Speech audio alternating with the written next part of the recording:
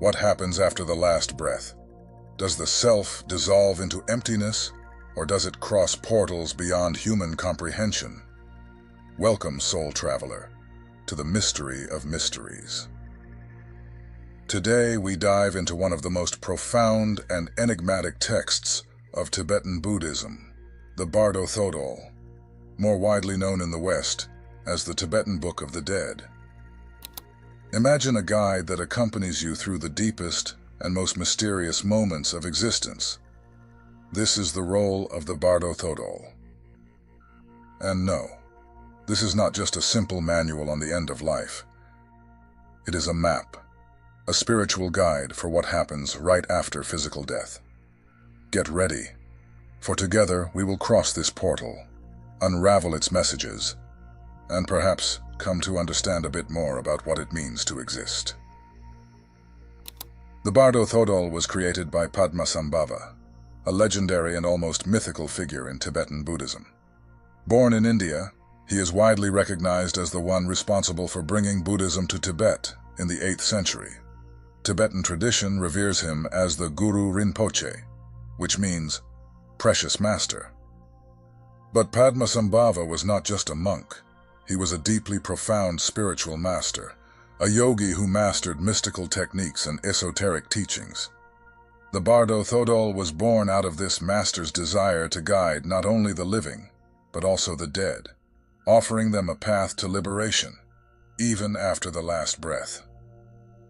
From a young age, Padmasambhava displayed extraordinary mystical abilities, being recognized as a Mahasiddha, a figure who has attained an extreme level of spiritual realization, developing spiritual powers, or siddhis, considered miraculous. He was invited to Tibet by King Trisong Detsen, who sought to expand Buddhism and strengthen the country spiritually, unifying the people under a single belief system. At that time, Tibet was a place of intense shamanic practices and animist beliefs, strongly rooted in the Bon religion, the indigenous Tibetan spiritual practice. This diverse and even chaotic spiritual atmosphere presented challenges to the spread of Buddhism. Upon arriving in Tibet, Padmasambhava faced resistance from various cultural and spiritual forces. The local deities and spirits of Bon traditions resisted Buddhism, and Padmasambhava used his knowledge of magic and tantric ritualism to tame these spirits. This integration of Bon deities and practices into Tibetan Buddhism was crucial to establishing a lasting spiritual foundation. Thus, Padmasambhava founded Tibet's first Buddhist monastery, the Chönyid Monastery, and began to transmit profound teachings about the mind, reality, and the cycle of existence known as samsara. In Tibetan Buddhism, there is an understanding that death is not the end, but a transitional state, a moment of opening to the possibility of spiritual liberation. Padmasambhava understood that, at the moment of death, the mind enters a special state, where, free from the distractions of the physical body, it becomes more receptive to the ultimate truth. He realized that this was a unique opportunity for liberation, but he also knew that most people, when they die, are lost in illusions and fears that keep them from this possibility. His mission was to create a guide that could be recited by those accompanying the dying, or even studied in life, so that the mind would be prepared for the bardos, the transitional states after death. In essence, he wanted to ease suffering and open doors to enlightenment, even when everything seems uncertain and dissolving. This compassion is the foundation of the Bardo Thodol. He also knew that many might not achieve enlightenment in life, but he saw in death a last opportunity, and so he offered instructions for practitioners and disciples to recognize the clear light, the pure manifestation of the mind, at the moment of their passing.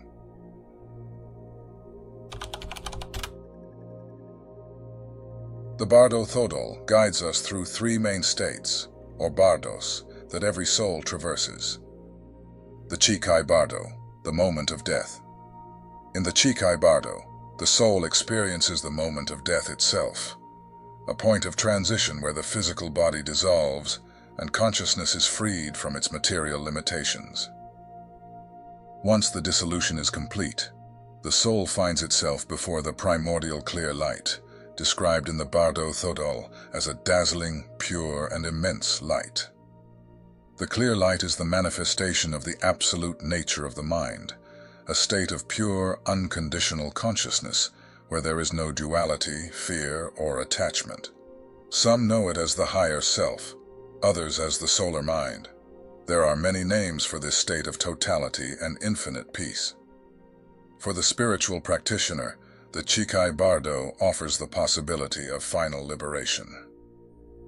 If the soul can recognize the clear light as part of its essence, it attains instant liberation, nirvana, and there is no need to pass through the other stages of the bardos. This recognition does not depend on rituals or doctrines. It is a direct and complete experience of the truth, where the mind sees itself without filters or distortions. In this moment, all conditioning, karma, and identities dissolve. On the other hand, for those who are unprepared, the intensity of the clear light can be terrifying. The mind, instead of recognizing the light as its true nature, may interpret it as a threat due to fear or attachment to what is familiar. In this case, the soul retreats, losing the chance for liberation, and enters the next stages of the bardos, where it faces increasingly distorted and limiting visions, according to its karmic tendencies. 2. The Chönyid Bardo, the Bardo of Visions. As Carl Gustav Jung once said, gods and demons are projections of the unconscious, powerful and inescapable until understood as parts of ourselves. In the Chönyid Bardo, the soul finds itself in a state of consciousness stripped of its physical body and within a dimension where tangible boundaries no longer exist. Here, the soul experiences projections of its own mind, projections that can appear in both angelic forms and disturbing, frightening visions. This bardo reveals the mind's essence, where all that has been repressed, desired, or feared emerges in an intensified form. The visions in the Chönyid Bardo directly reflect the emotional and karmic states accumulated by the soul over lifetimes. They manifest in two distinct forms: peaceful visions and wrathful visions. In the peaceful vision stage, the soul is initially greeted by visions of peaceful deities, which represent enlightened and benevolent aspects of consciousness. These figures may appear as Buddhas, bodhisattvas, or deities of light, emanating the positive qualities cultivated by the soul. The peaceful visions possess a serene presence and offer a sense of peace.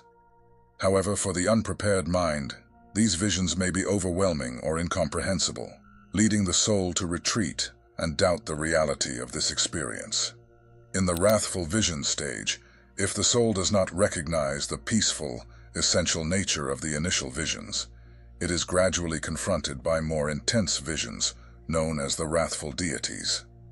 These figures are manifestations of anger, fear, and repressed desires, taking on monstrous and unsettling forms.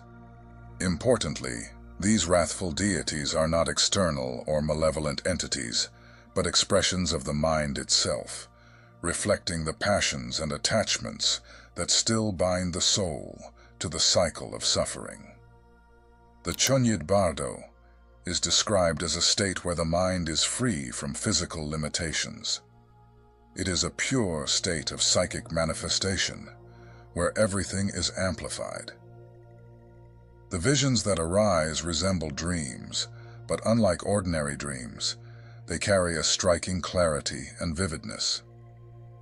This occurs because the mind, now free from the body, experiences its internal energies in an unfiltered way. Everything that was repressed and accumulated emerges with an almost tangible intensity.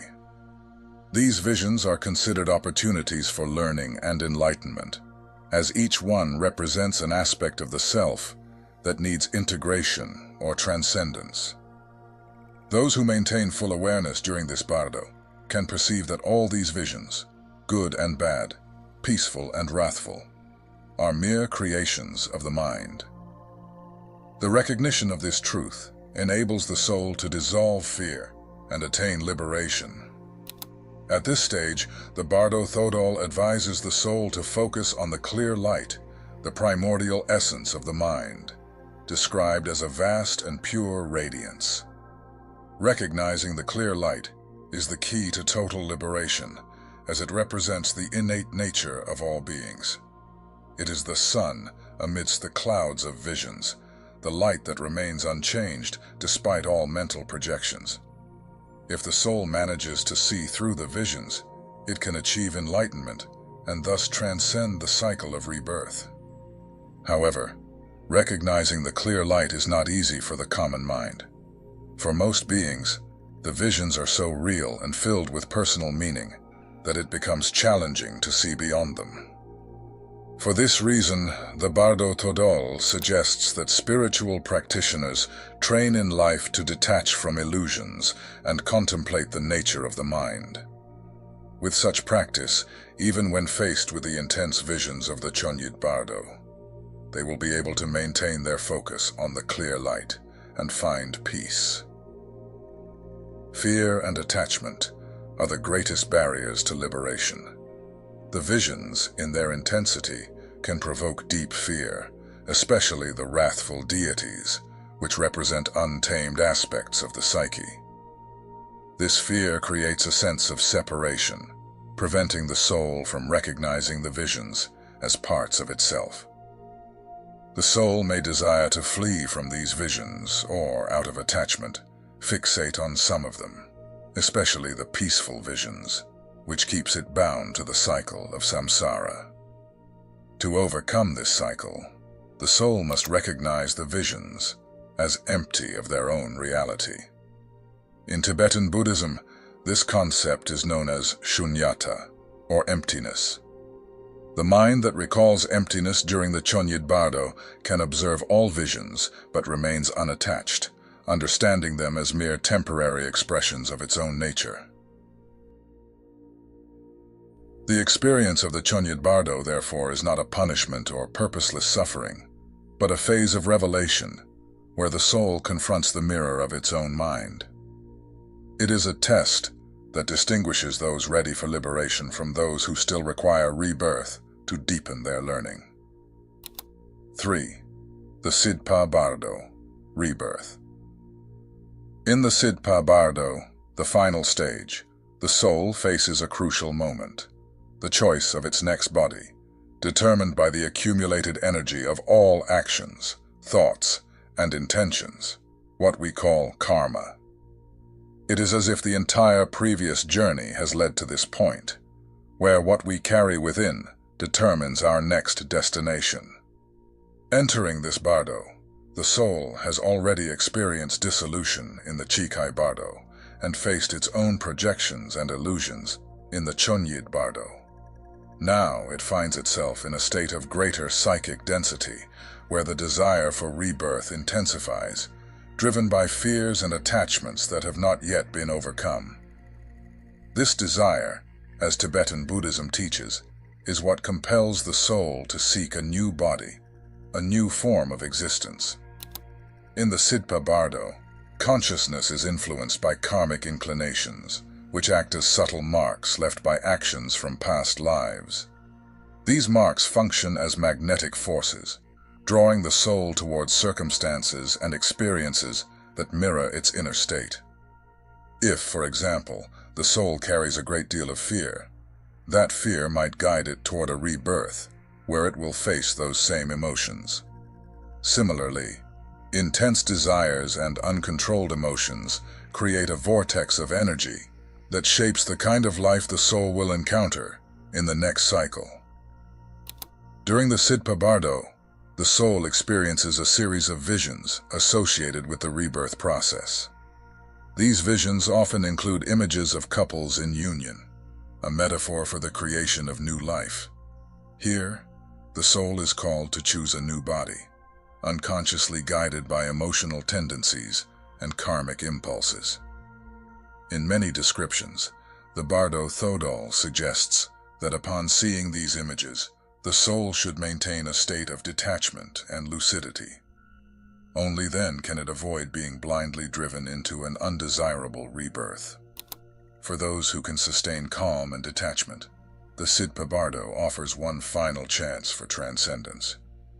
There remains the possibility of not being reborn, of choosing the path of liberation. This is the goal of the spiritual practitioner.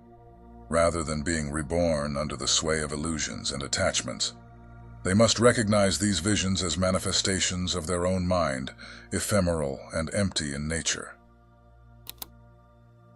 Throughout the experiences of the Sidpa Bardo, consciousness feels a strong attraction to a new body, a process that, according to the Bardo Thodol, can be compared to a psychic storm. It is as if the urge to continue existing, to be once again, becomes irresistible. The choice of a new body is not a conscious one. It happens through a deep, instinctive call, where the characteristics of the new rebirth are shaped by the mind's state. It is as if the next body were a mirror of what the soul's mind needs to experience or resolve. This process of choice also reflects the Buddhist belief that each rebirth is an opportunity for spiritual growth. The body the soul will choose aligns most closely with its karmic and spiritual development. However, many do not understand this opportunity and end up being reborn in adverse conditions, where suffering perpetuates itself. Those who can see beyond this illusion, however, may reach a state where, instead of rebirth, they can merge into the clear light, the ultimate essence of the mind. According to the Bardo Thodol, preparation for this final stage begins in life. By contemplating the nature of our desires and fears while still alive, we become more aware of the impulses that shape our destiny. Spiritual practices, such as meditation and reflection on death, strengthen the capacity for detachment, helping the mind to remain unbound by the dramas that arise in the Sidpa Bardo. Thus, the Sidpa Bardo reveals a simple yet profound truth, that life and death are interconnected, and that the cycle of rebirth is nothing more than a continuous expression of our own choices and perceptions. By freeing ourselves from attachments, we free ourselves from the cycle of rebirth and reach enlightenment, the state in which there is no more rebirth, for there is no longer the illusion of a fixed identity. The Bardo Thodol is not just a religious text or a compendium of esoteric beliefs. It is a tool for self-knowledge, a mirror for our mind, and a map for our destiny. It teaches us that death is the great full stop of the human story, but it is also the portal to new beginnings. As Ram Dass once said, "When you die, there is only one question that matters. How much did you love?" In this sense, the Tibetan Book of the Dead invites us to reflect on our own lives. Are we ready for the final journey? Are we prepared to let go of everything we believe we are? Perhaps by contemplating these teachings, we can not only prepare for death, but also learn to truly live.